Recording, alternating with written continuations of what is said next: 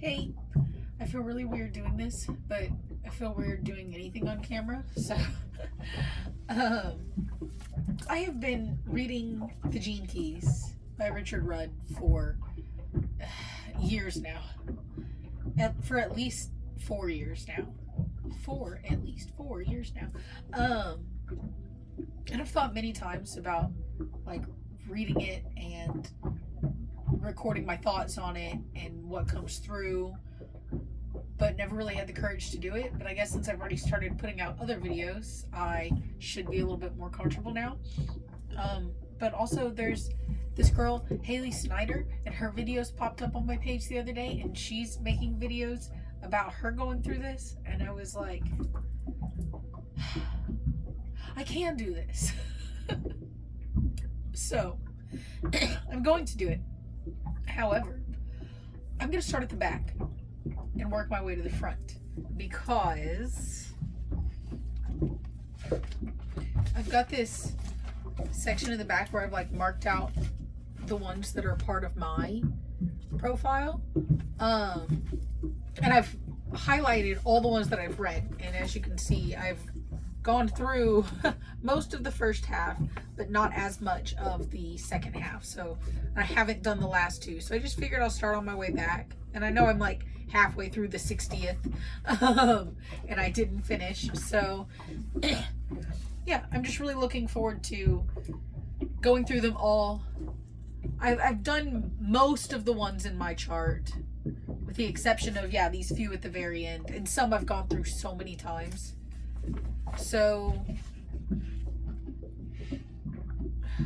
I don't really want to explain the Gene Keys because I feel like it's easier to just say Google it. But it's kind of like a download from Richard Rudd. It incorporates the I Ching. It incorporates your like astrology, not necessarily your sign, but like where your birth chart and stuff like that, and it'll bring up your own hologenetic profile. But the 64 keys correlate with the like 64 genes that make up our DNA, and every single one of those is a key to every single gene is a key that we get to unlock our higher selves.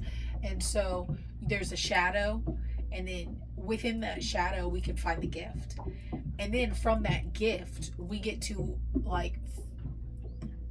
I want to say find the embodiment. The Siddhi is like the full embodiment of that. That's kind of what you're trying to unlock, is the Siddhi. And once you're there, that's like the enlightened state, the enlightened part. I think people are being born now just with more gifts than shadows. We're very much waking up to our shadows. So I've literally said it's like my Bible. I've got sticky notes, these are all the ones that are in my profile, and these are the ones that are in my profile.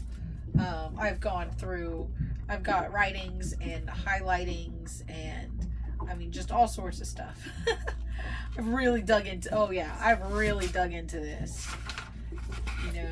Some of them I've read like 3 or 4 times. So, I don't know. Yeah, I'm gonna start there. So the 64th gene key has the shadow of confusion, the gift of imagination, and the Siddhi of illumination. It says the Aurora. And what's so awesome about this is that I just started listening to Aurora, like the singer, the musician, within this last week. And so the fact that I'm choosing to do this now and that I've opened up to this, and right there it just says the Aurora. I loved that. So I've got and it says that it's programming partner, which it's like those two together can really help to unlock things, and that's the 63rd. So if I work my way from the back to the front of this book, then that's also going to allow me to read at least these two right back to back. It's not going to work out that way all the time, obviously. So let's see. The physiology here is the pineal gland.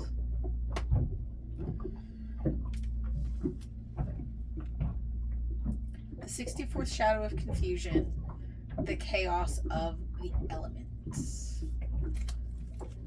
So I was actually listening to Haley Snyder's video about the the first shadow of entropy, which has to do with chaos. So it's just so cyclical that like the first one comes up. I know I've read it, but that's just like the video that I watched just earlier today of hers.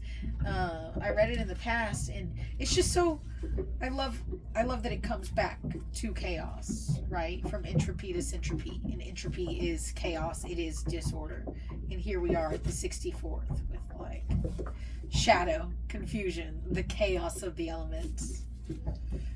Okay, I'm gonna read through and then just like make note on the things that I find fascinating.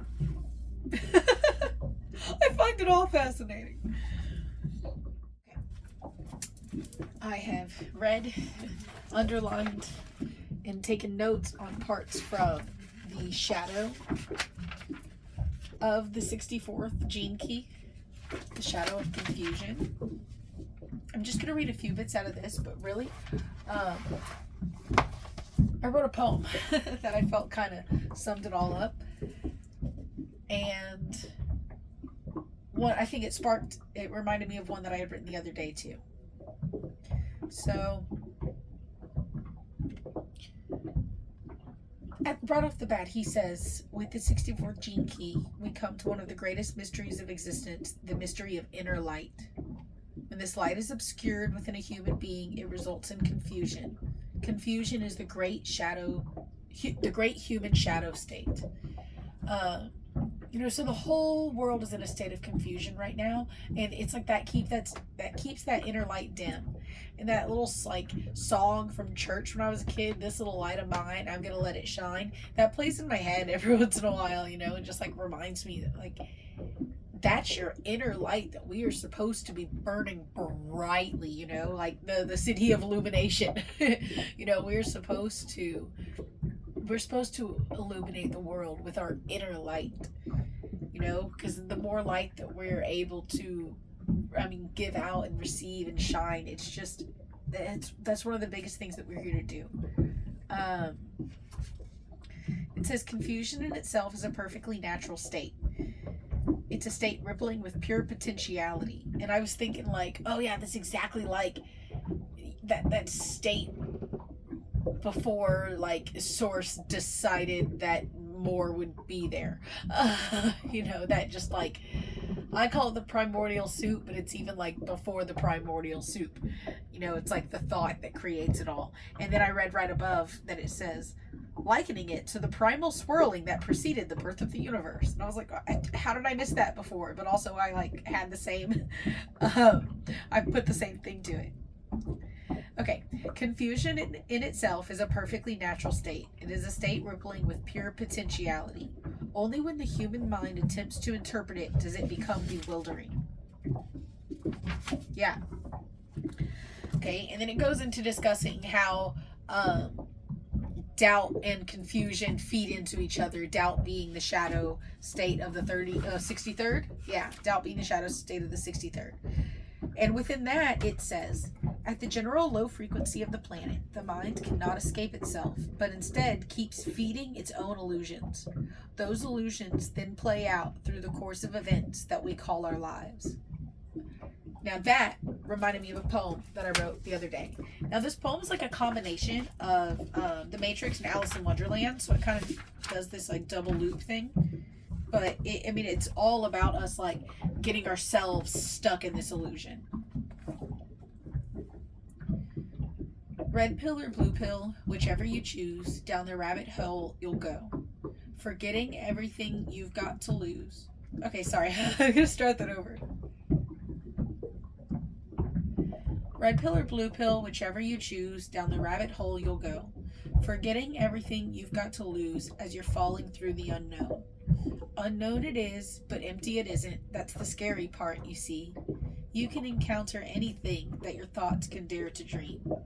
But dreams soon turn to nightmares and laughter turns to screams, so you take another pill to keep from bursting at the seams. Red pill or blue pill, whichever you choose, down the rabbit hole you'll go. So deep inside this matrix, will you ever find your way home? And then after that I actually wrote, come home to the breath, it's all you have left, it's all you came in with, it's all you take with you. So, all right. Okay, so yeah, that was that one. Let's see what else really stood out here.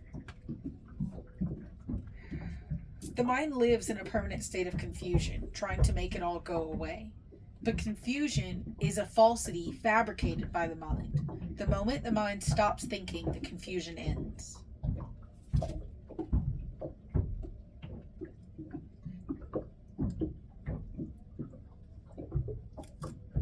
Okay, to return to our discussion of this gene key, it's all about light. This light, which is the inner nature of consciousness, and it is inherent within all forms. It is the process of alchemy, the great science of all sciences. When you are confused, you are alone. The light that moves through the 64th gene key wants more than anything to enthuse and fire your mind with inspiration rather than confuse you. But it depends on your attitude. Therefore, when you are feeling low, it is always best to transmute your thinking onto a higher plane. If you are unable to do this, at the very least, you need to wait out the phase and allow it to evolve of its own accord. If you are patient and unreactive, the light will shine through in the end. Okay. I'm going to read part of these two parts, and then I'm going to read a poem, and I'm just going to leave that there with the shadow. There's so much depth to uncover here. It's not something I'm going to do in one video. It's not something I'm going to do in one day. It's something I'm going to read through multiple times. I mean, I've read it through twice just right now. Now, like, basically 2.5 times with everything I'm rereading right now.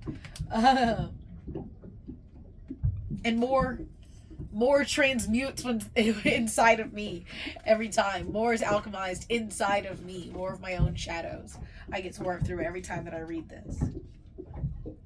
So whenever we repress our confused state, repressive nature is imitating. It takes an enormous amount of energy to repress our inherited human pain. To repress that amount of pain, you actually need a great deal of support from others, ironic as that may seem. This support comes in the form of the status quo. Half of the world represses their confusion through imitation. Imitation is the arch enemy of imagination. It is a massive, illusory safety net devised by the collective to keep from feeling the state of the world as it is. Repressive natures combat their fear through imitating everyone else. And some of them even manage to look original whilst they're doing it. Yep. And granted, most of life is an imitation of sorts, right? We are all just reflections of each other. But do what you do and do it authentically. And do it because it's something that you want to do. Don't do it because you are trying to be someone else. What I think, okay, Erykah Badu has a line in one of her songs where she says, oh no, it's not her, it's Green Tea Peng. I listen to their music all, like, when I get into one of them, I get into both of them, and like their music kind of goes back and forth. But it says that imitation, let's see, imitation is a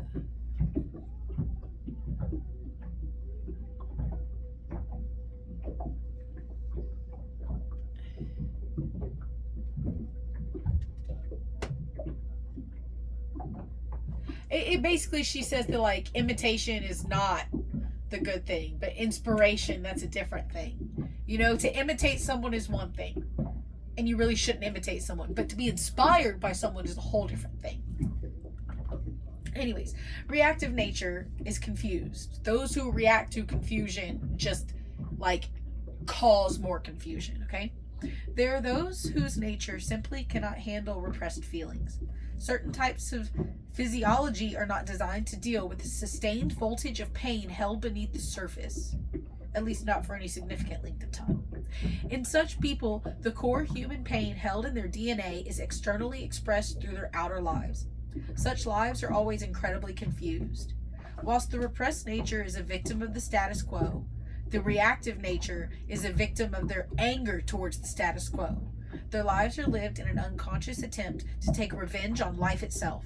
These people react against the status quo, often in an aggressive and unpredictable manner. So, I feel like I want to write a whole nother poem just about the repressive nature, just about the reactive nature. But what I've got so far, I think, is more a summary of this other part. So I'm going to read this and end there. Okay. This poem was written as a contemplation on the 64th gene key shadow. The shadow of the 64th gene key. Okay. Confusion. The veil of illusion we hide behind. Not fully understanding it's the nature of our mind. We get trapped and tangled in the webs that we unwind as we try to comprehend the nature of our mind. The quantum interweaving of all of humankind, this infinite potential we came here to design. If you think you understand it, tell your thoughts to step aside, for thought could never comprehend the nature of our mind.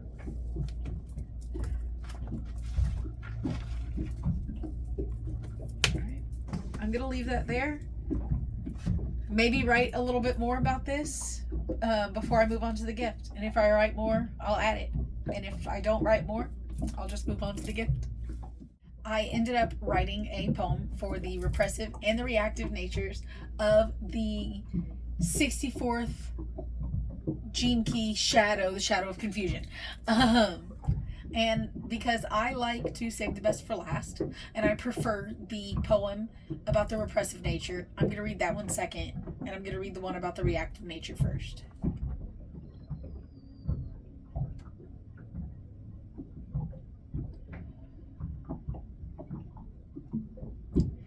You hate the way things are.